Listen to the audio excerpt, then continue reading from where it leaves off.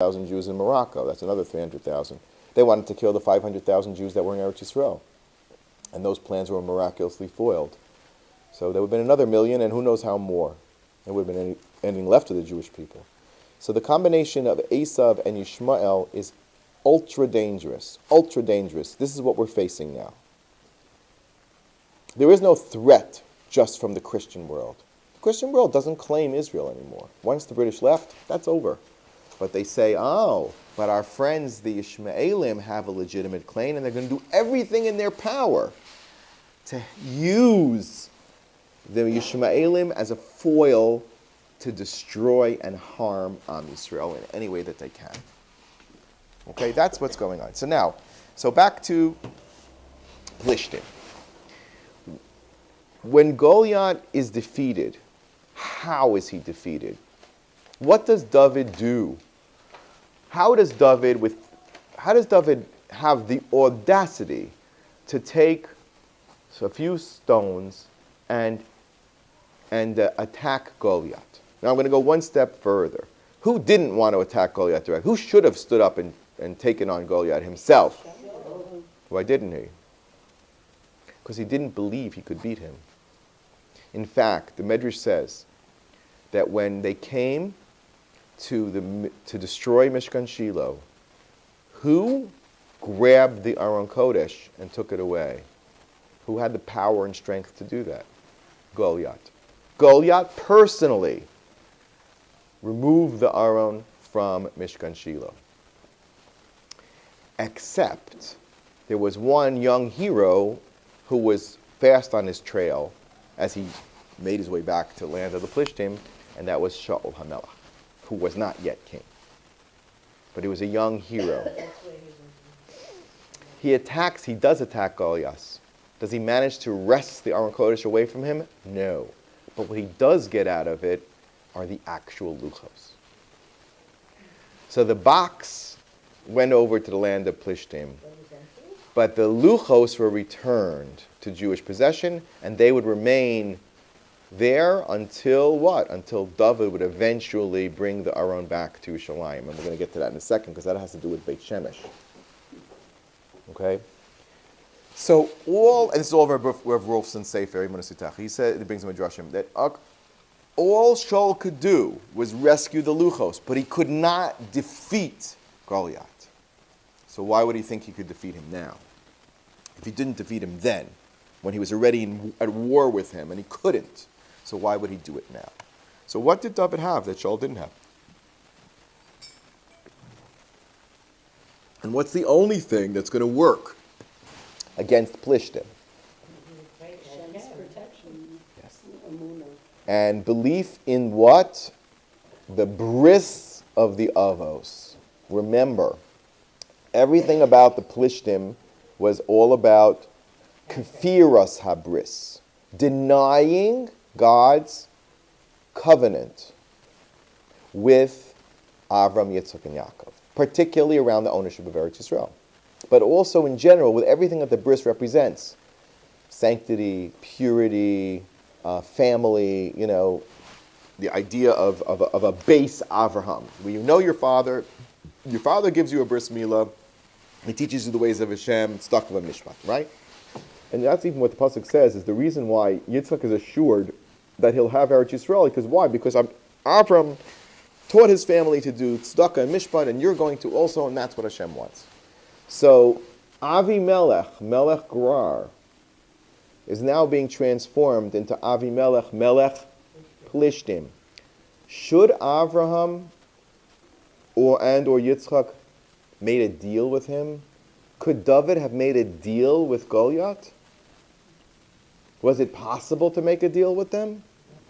Because anything you're going to do with them, any peace deal that you're going to offer them, will be in its essence a denial of the bris avos. Pel, shin. Topple the shin of the three avos, the three-crowned letter, which represents the Shekhinah. Topple it. How can you do that? And now, the Rashbam says an amazing thing. that Avraham Avinu actually is highly criticized for making the deal, the original deal with Avimelech. To what extent? Now, what was the deal? What was the deal? What deal did he offer to Avimelech? He says, I promise I'm not going to bother you 2 generations, right? Not you, not your son, and not your grandson. By the way, it says that Chazal tell us that that's all a person really feels a loving connection. You can feel a loving connection towards a grandchild, but when it gets to a great-grandchild, it's like, it gets noisy around here, you know. Can you give the kid a bottle, you know? Can you please change the diaper? You know, it's not like, my grandchild. It's just a human thing. We have 3, and by the way, halachically, a man is required to teach his grandson Torah, and if he doesn't have a bris milah, he has to give them a bris. So a grandfather and a father are almost identical in terms of their mitzvos and obligations towards their grandchild, but not to their great-grandchildren. So says Avraham Avinu, I'll make a deal with you for the next couple of generations. Okay, for the next couple of generations. This is Parakaf Aleph. So on this, the Rashbam says an amazing thing. This is the where's my Rashbam? No, this is the Malbim. This is the Rashbam.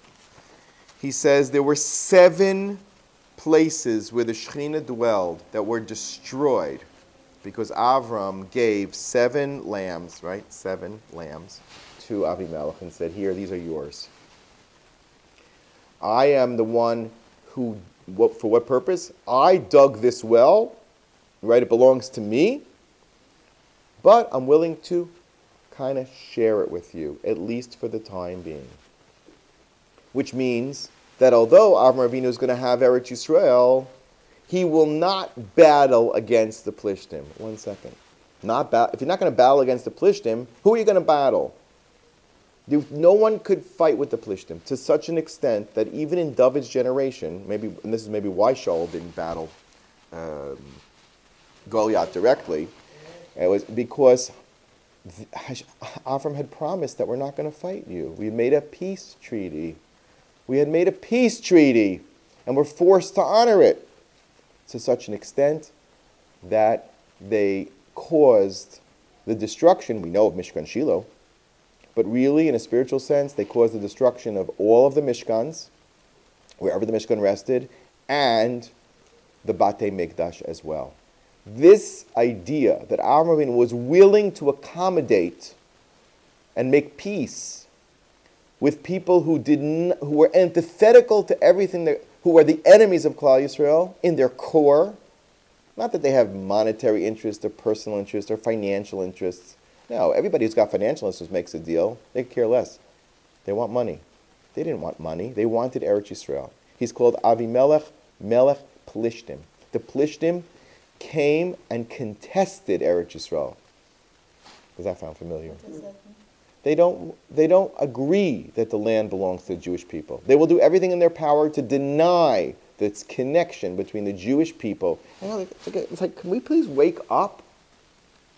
I mean, if you're a thinking person and you're somewhat knowledgeable, which you all are in Tanakh and Midrashim, it's like, do you have to have like a hammer hit over your head to look at these things and understand what the implications are? 7 Batei Mikdash were destroyed. 7 places of the Shekhinah were destroyed, says the Rashbam, because of the mistake that Avraham Avinu made in accommodating and swearing to Avimelech. And some people said they couldn't even conquer Yerushalayim because the descendants of the Plishtim were the ones holding Yerushalayim. So they couldn't get Yerushalayim. Does that make sense? You can't conquer Yerushalayim. You can't build a Beis HaMikdash because you can't fight against these people. Because the oath was, and this is a point of contest, by the way, but they say the oath was considered binding even after those generations. It didn't only mean Nini and Nechti. It mean, because after all, right, you make a peace treaty, right? Is it only for one generation, till the grandchildren, then it's off? You make a peace treaty, you expect it to last forever. And that's the implication. But Rabbi, the next generation, this stuff you already didn't okay. So now let's go forward to Yitzchak. What happened? This is now Perek Chavav. And we'll go back to our original question from here. Let's look at the incident.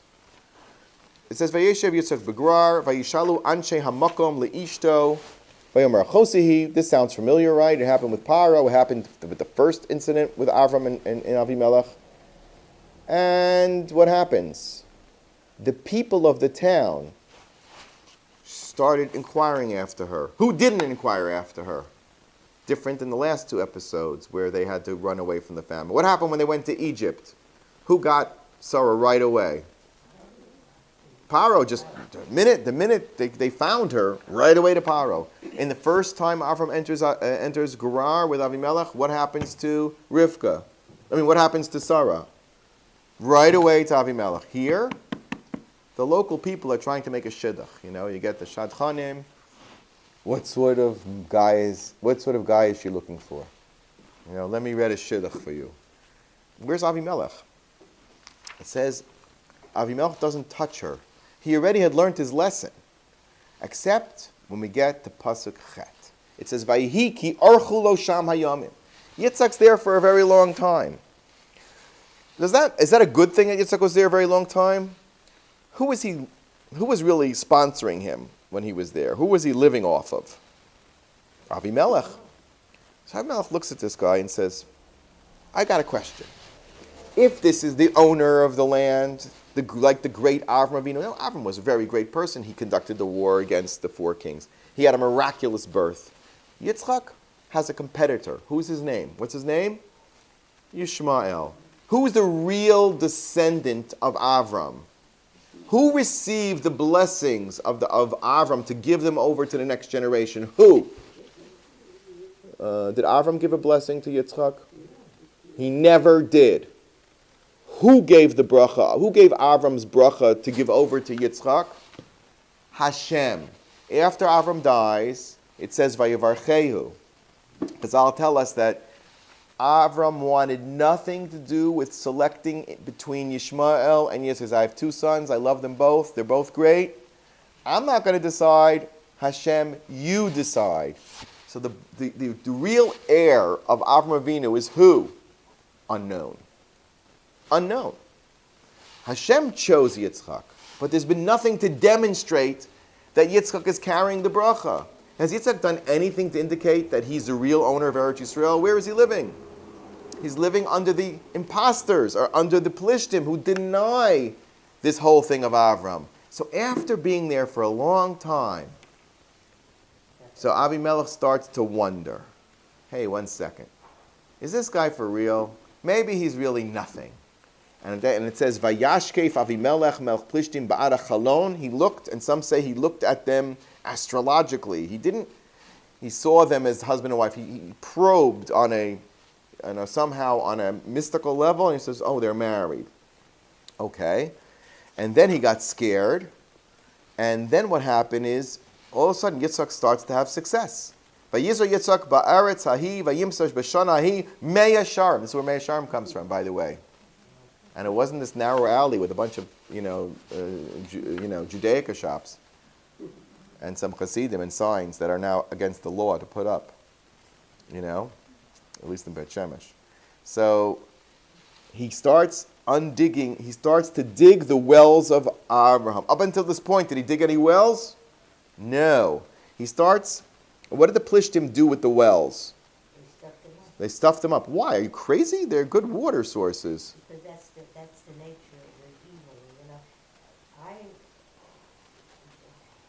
they're hurting themselves, but he shouldn't have. And what does it also do? It hides the connection of the land to the Avos. And that's why everyone in Forshim, Ramban, Balat Turim, you name it, based on the Medrash, says that each of the wells represents what? What does it really represent?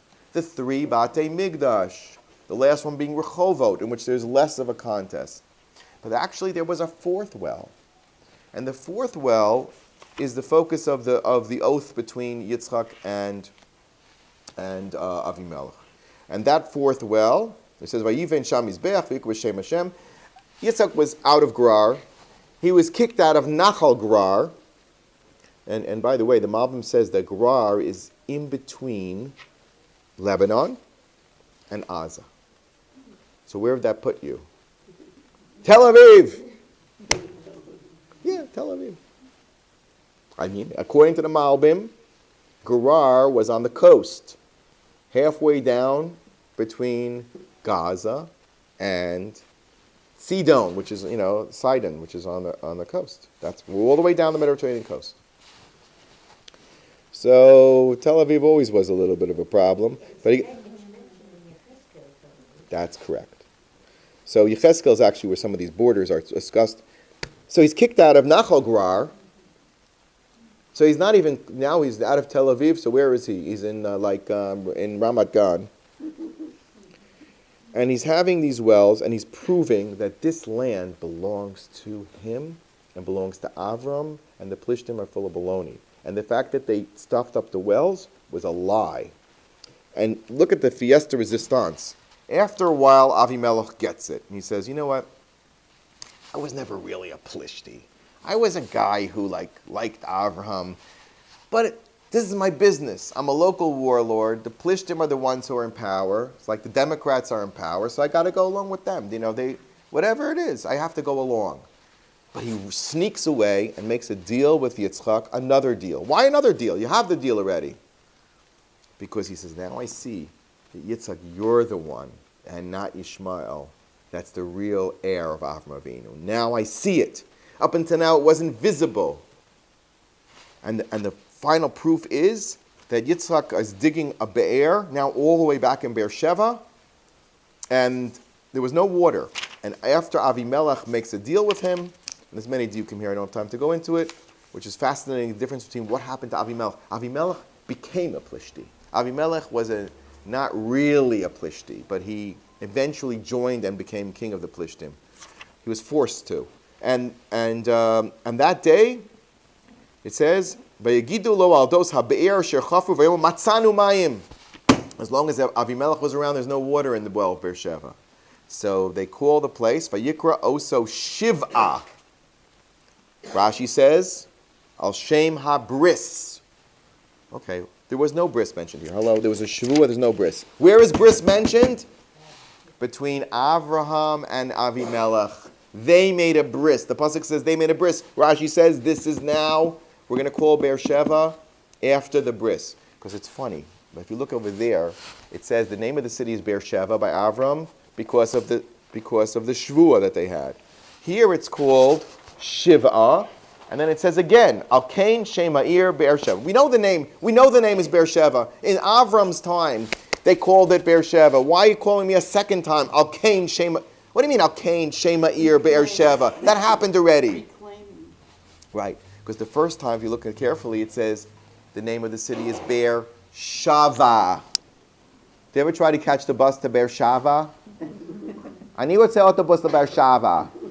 What are you talking about? Kfar Saba? They're going to end up in Kfar Saba. There is no Beersheva. There's Beersheva. Over here it says Beersheva, 7. 7. Why 7? There's no 7 here. The 7 is a reference to the 7 sheep that Avram gave Avimelech. Says Rashi in one brilliant comment. Oh, it's the bris. It's called it's Shiva, but what it's referring to is the bris, and that's why the name over here is Beersheba. Now also, it goes back to that medrash that says that there were 7 places of the Shekhinah, including all the Mishkans and the Beis HaMikdash, that were destroyed because of the 7 things that Avram gave. So what are we saying here? We're confirming that these 7 places where the Shekhinah is are legitimate, they're ours, and you cannot deny their existence. You can't stuff up these wells, because these wells are Be'er Mayim Chayim. They give life to the world, they give bracha to the world. And by the way, the reason why we have Eretz Yisrael is to be greater than to be better than everybody else? No, to be a source of blessing for everybody else. A well is called a brecha. We're the source of bracha. If it's going to be in the hands of the Plishtim, is Eretz Yisrael going to work? It's going to be stuffed up with sand, useless, which is what Eretz Yisrael was in all those years. If it's going to be in our hands where it belongs, the land will respond with Mayim Chayim. It's all befeirish here, okay? So therefore, one more thing to add is that Goliath's sword was a turning point in the way the Jewish people performed bris milah. How did Yeshua perform bris milah? What did he use to do the actual bris? He used a, what's the word for it? It's a special stone that's very sharp. It's called a flint. Nothing to do with the cartoon. There was a Flintstones. Flint. Sorry, but we're Americans. And so that's why you did a bris. You did a bris with a stone. Like they set up matzevos back then. Stones, like a mizbeach. Stones. The mizbeach that Avram did and Yitzchak did and Yaacov did, the bris was associated to stone. No more. Cherev pipios biado. Now we use a sword. Since when?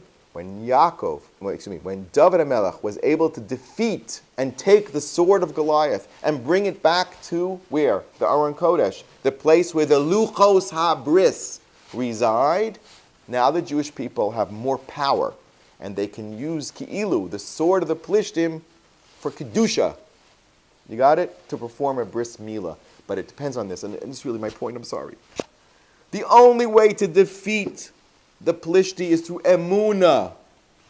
Emunah. Yaakov Avinu. Avram Avinu. The Schus Avos. You have to tell people, this is the land that Hashem gave to us. And there's a bris involved. And we have to be worthy of the bris. We have to be on the level of the bris. But if we'll believe in Hashem, then that's the antidote. David Avimelech had great emunah in Hashem, and he had cherev pipios biado, pipios, tefillah, which is emunah. You cannot defeat these people except with emunah. And if you believe that they earned the right to be your partners, it's showing a lack of emunah, and that's really our deficiency. We are deficient in vitamin E. And we're waiting for the day that the Jewish people can collect themselves and collectively believe that there is no way to share Eretz Yisrael with those who will deny the very connection of Eretz Yisrael to our Avos and to the Bris. Can't happen. It's not possible. And that's why I say we have to daven now, Pipiot, we have to say Tehillim. That this design, our Yidden, by the way, isn't it ironic that the Jews are leading the charge? The whole peace team is Jewish, from. They all have a bris, but they're not paying attention. And it's because they're working for somebody who, whose grandchildren have a bris, but he doesn't, and doesn't get it. He thinks we have to make the deal of the century. This is a very dangerous time for President Trump. He's done a lot of good, but he's, in my opinion, about to make a fatal error, and I believe he will lose his power, which he's already starting to do, if he goes against the bris. And also our friends, all the Yiddelach, including Mr. Schumer, who has a bris, and all these people, and all of the so-called Jews who are progressive liberals, and they want to deny the special status of Yerushalayim, right? Har Habayis, Hebron, and say that it's not something that belongs in Jewish hands, but in the hands of the modern-day Plishtim, are leading the charge, and they're in violation of their own bris. And this is what we have to daven for.